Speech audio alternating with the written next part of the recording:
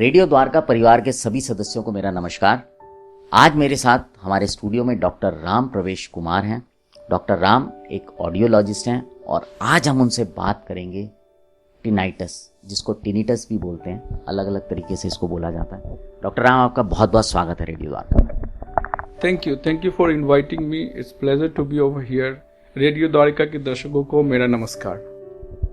Doctor Ram, tinnitus एक ऐसी बीमारी है जिसमें कि कानों में आवाज आती है। क्या होता है ये, मैं थोड़ा सा चाहूंगा हमारे सुनने वालों को। सबसे पहले ये तो आपको बता दें कि ग्लोबली 10 से 20% लोग टिनाइटस जैसी समस्याओं का सामना कर रहे हैं।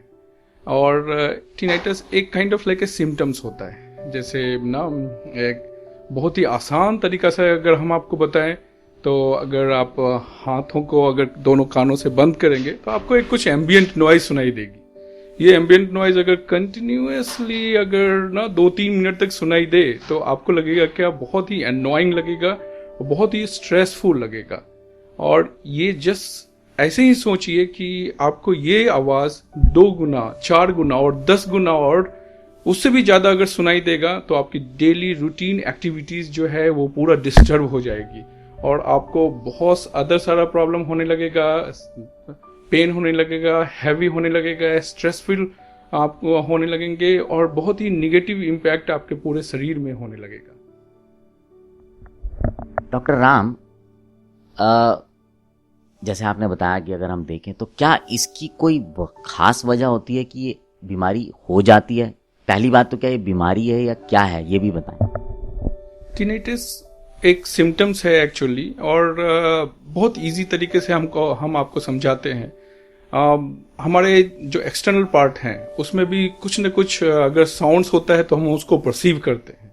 वैसे ही इंटरनल पार्ट है, इंटरनल पार्ट में भी बहुत सारे जॉइंट्स हैं, बॉडीज हैं, उसमें भी कुछ साउंड्स होते हैं। कई लोगों को वो साउंड्स बहुत ही ज़्यादा परसीव होते हैं, कई लोगों को वो साउंड्स जो है वो बहुत ही कम परसीव होते हैं।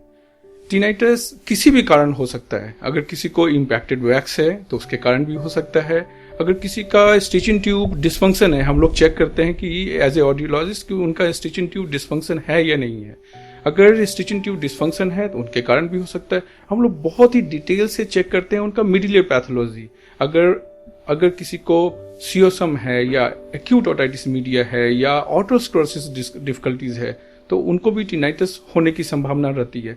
आपको हम सरप्राइज करते हैं कि आज के डेट में 200 मेडिसिन ऐसे हैं जो प्रिस्क्राइब मेडिसिन है, उनके साइड इफेक्ट भी टिनाइटस हैं। लेकिन कुछ टिनाइटस ऐसे होते हैं वो टेम्पोरली होते हैं, जैसे इम्पैक्टेड वैक्स हैं, अगर वो क्लीन कर लें तो आपको टिनाइटस नहीं होगी। अगर स्टिचिंग ट्यूब डिस्फंक्शन है, अगर वो नॉर्मली सही हो गया तो आपको टिनाइटस नहीं आएगी। तो कुछ हैं टेम्पोरली हैं और मेडिकली उसको ट्रीट किया जा सकता है। लेकिन जब अगर टिनाइटस 1 महीना से ज्यादा अगर परसिस्ट कर रहा है आपके पास, तुरंत सतर्क हो जाएं। हमेशा ऑडियोलॉजिस्ट के संपर्क में रहें।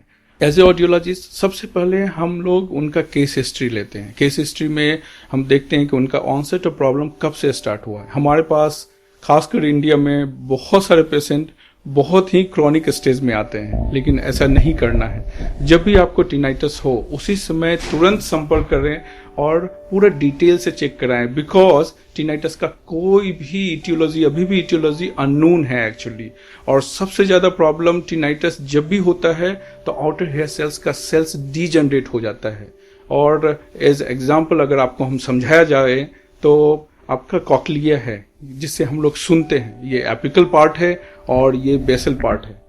Most of the time basal part का जो सेल्स है वो डीजनरेट हो जाता है और एपिकल पार्ट का सेल्स डीजनरेट नहीं होता है, उसमें थोड़ा टाइम लगता है डीजनरेट होने में एक्चुअली। ये जो इम्बैलेंस जो हो जाता है तो वो इम्बैलेंस के कारण tinnitus kind of related sounds आने लगता है। और वो साउंड्स किसी भी तरह का हो सकता है, या ये साउंड्स आपका हिसिंग काइंड ऑफ साउंड्स आ सकता है, वर्बल टोन आ सकता है। अगर हम इजी से अच्छी तरह से आपको हम समझाए जाए तो एक तरह से ये जो सेल्स होते हैं ये सेल्स बहुत ही टाइनी सेल्स होते हैं और ये टाइनी सेल्स जब भी आपको कानों में आवाज कंफर्ट लेवल पर सुनाई देता है तो ये बहुत ही अच्छा पीरियडिकली मूव होता है और ये इलेक्ट्रिक सिग्नल में कन्वर्ट होकर करके ये ऑडिटरी नर्व में जाता है, फिर कॉर्टिकल में जाता है, सब कॉर्टिकल में जाता है और ये आपको परसीव अच्छा तरह से सुनाई देता है।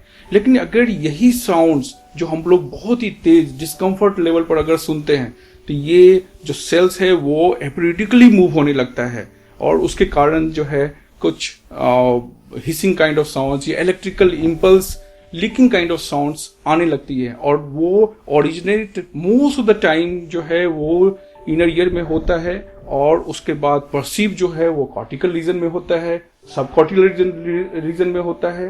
उसके बाद ये लिम्बिक सिस्टम में आ जाता है। लिम्बिक सिस्टम में जब भी ये साउंड्स फर्दर मोर परसीव होता है तो बहुत सारे पेशेंट जो है वो उसको निगेटिवली, इमोशनली और उसको बहुत ही ध्यान से और हमेशा नेग्लिजेंस से वो सोचने लगते हैं actually.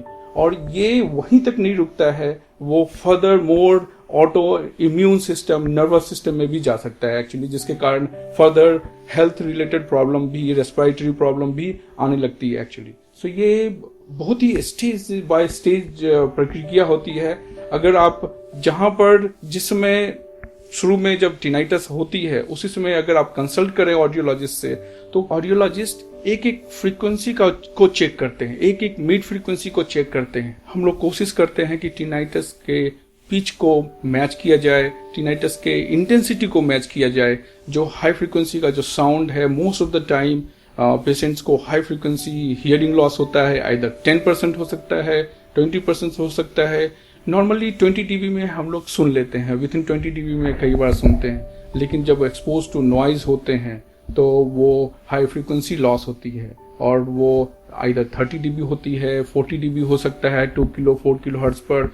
Most of the time हम लोग देखते हैं कि 6 किलो हर्ट्ज में बहुत सारा डिजनरेशन होता है। तो एग्जैक्टली हम लोग पता करते हैं कि कौन सा पिच और फ्रीक्वेंसी में डिजनरेट हो रहा है, कौन सा इंटेंसिटी में हो रहा है। उस इंटेंसिटी और फ्रीक्वेंसी को हम लोग एग्जैक्टली मैच करते हैं। हम लोग का काम जरूर बहुत टफ होता है और टाइम लगती है, लेकिन जब भी पेशेंट आते हैं तो हम लोग बहुत ही ध्यान से एक्चुअली उस एरिया को मैच करके और उसके बाद पेशेंट्स को काउंसलिंग करते हैं और उनको समझाने की कोशिश करते हैं। यही टेस्ट को पियोटोन ऑडियोमेट्री बोलते हैं और ये पियोटोन ऑडियोमेट्री कई बार जनरल पॉपुलेशन में 8 किलो हर्ट्ज तक करते हैं, लेकिन कोई अगर इंडस्ट्रियल एरिया से आ रहे हैं तो हम लोग 16 किलो हर्ट्ज तक भी हम लोग टेस्ट कर सकते हैं और देख सकते हैं कि अगर कहीं भी लॉस हुई है तो किस कारण से हुई है और क्या निदान कर सकते हैं। अच्छा डॉक्टर राम, इसका मतलब इसका क्योर कुछ हद तक संभव है? एग्जैक्टली अगर आप टाइमली ऑडियोलॉजिस्ट के पास आए तो इसका क्योर बहुत ही अच्छा से हो सकता है एक्चुअली।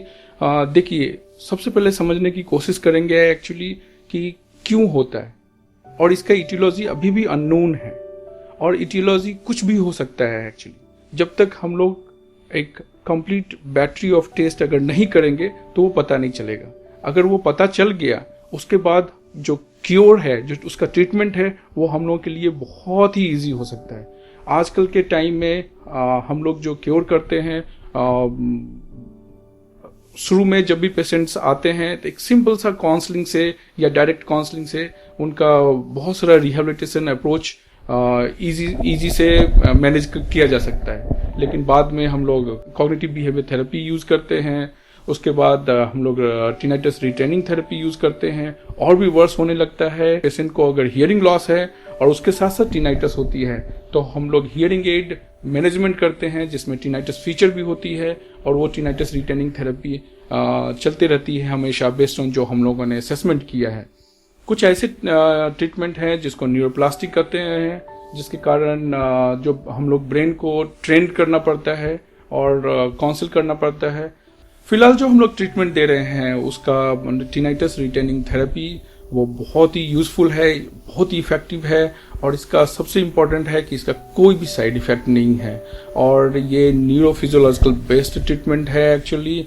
और इसमें जो पिच पैटर्न जो मैच करते हैं उसमें देखते हैं कि वो एक तरह से वो साउंड ट्रीटमेंट थेरेपी है एक्चुअली, और इसे एग्जैक्टली मैच करते हैं कि पेशेंट्स को कहाँ दिक्कत हो रही है और कहाँ सप्रेस कर सकते हैं हम लोग। एक बार आप ध्यान से समझें कि अगर जो प्रॉब्लम है उस प्रॉब्लम को अगर वो वहीं पर अगर सप्रेस करें तो ये प्रॉब्लम लिम्बिक सिस्टम में नहीं पहुंच पाएगी, और पेशेंट जैसे सोचना, जो निगेटिव सोचने लगते हैं, यहाँ तक कि पेशेंट्स का टेंडेंसी सुसाइडल भी हो जाता है जब क्रॉनिक स्टेज में आता है। तो उस स्टेज को हम लोग रोक सकते हैं, और यही न्यूरोफिजिकल मॉडल में टिनाइटस रिटेनिंग थेरेपी में होता है कि पहला हम लोग ब्लॉक करते हैं एक्चुअली विथ रेस्पेक्ट टू जो थेरेपी देते हैं उसको पहले हम ब्लॉक करते हैं। ब्लॉक करके उसके बाद हम लोग उसको मैच करते हैं, साउंड्स को मैच करके हम लोग कोशिश करते हैं कि जो साउंड्स पेशेंट्स को सुनाई दे रहा है, बहुत तरह का साउंड्स होता है, पेशेंट्स को या तो हिसिंग काइंड ऑफ साउंड सुनाई देता है, या वर्बल टोन सुनाई देता है, या कुछ हाउस होल्ड अप्लायंसेस जैसे प्रेशर कुकर का सीटी बजना, वो आवाज सुनाई देता है। कई लोग बोलते हैं कि मेरे कानों में चिड़िया की आवाज सुनाई देती है। कई लोग बोलते हैं कि मेरे कानों में ट्रेन की आवाज चल रही है। बहुत सारा अदर साउंड्स है।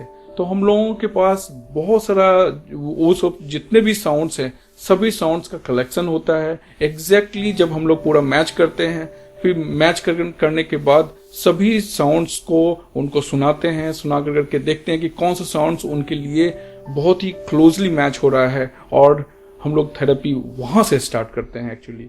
जब भी ये एक तरह से 10 सेशन, 7 to 10 सेशन या 20 सेशन तक भी जा सकता है। हम लोग देखते हैं क्या, जब भी पेशेंट्स आए तो उनको डायग्नोस करें अच्छी तरह से।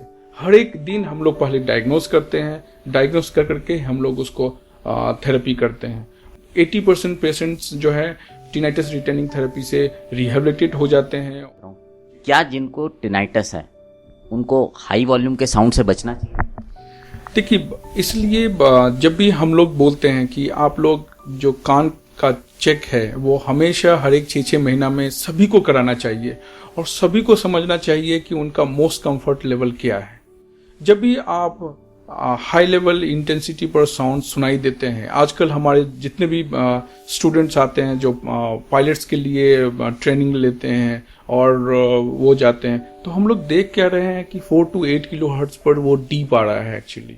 और मोस्ट ऑफ द टाइम जब हम लोग केस हिस्ट्री लेते हैं तो आइदर वो लोग ईयरफोन यूज करते हैं, कोई लीड यूज करते हैं, जिनके कारण उनको most of the time 4 to 8 kilohertz पर डीप आती है। डीप आना विच मीन्स उनका सेल्स जो है वो धीरे धीरे डिजेनरेट हो रहा है, और जैसे ही सेल्स उनका धीरे धीरे डिजेनरेट हो रहा है बेसल पार्ट में, तो वो सेल्स एपिकल के रीजन में इम्बैलेंस्ड हो जाएगा, और कभी भी वो टिनाइटस की आवाज उनको सुनाई दे सकती है एक्चुअली। जब भी टिनाइटस आता है तो टिनाइटस कुछ ना कुछ एसोसिएटेड प्रॉब्लम भी लेकर के आता है। आइदर उनको हियरिंग लॉस हो सकती है, या उनको वर्टिगो हो सकता है, या उनको कोई पेन आ सकता है, या कुछ अदर हेडेक हो सकता है। बहुत ही क्रॉनिक हेडेक भी कभी कल आता है, या उनको कुछ हेल्थ रिलेटेड इश्यूज भी आ जाते हैं। अच्छा डॉक्टर राम, एक आखिरी में एक सवाल, क्या ये सर में भी, कान से सर में भी चला जाता है या सर में भी हो सकता है? ये एग्जैक्टली आपने सही सोचा है एक्चुअली। ये ओरिजिनेट जो होता है वो इनर हेयर सेल्स में ओरिजिनेट होता है मोस्ट ऑफ्टन, लेकिन ये सबकॉर्टिकल एंड कॉर्टिकल रीजन में वो परसीव होता है, और जब परसीवनेस होती है तो वो ज़्यादा भी हो सकती है। कई पेशेंट्स ऐसे होते हैं जिनको हम लोग बोलते हैं हाइपरक्यूसिस बोलते हैं। उस पेशेंट्स को हर उनका जो डिस्कम्फर्ट लेवल होता है, बहुत ही कम साउंड्स में वो डिस्कम्फर्ट लेवल हो जाते हैं। वो परसीव बहुत ही मॉडरेटली और सिवियरली लाउड किसी भी साउंड्स को सुनते हैं एक्चुअली, और उनको ये प्रॉब्लम ज़्यादा भी हो सकती है। कई लोग को हेडेक इतना ज़्यादा हो जाता है टिनाइटस के कारण कि वो डेली रूटीन एक्टिविटीज़ करने में असमर्थ हो जाते हैं, और बहुत सारा अदर मेडिकेशन भी उनका स्टार्ट हो जाता है treatment. Thank you doctor Ram.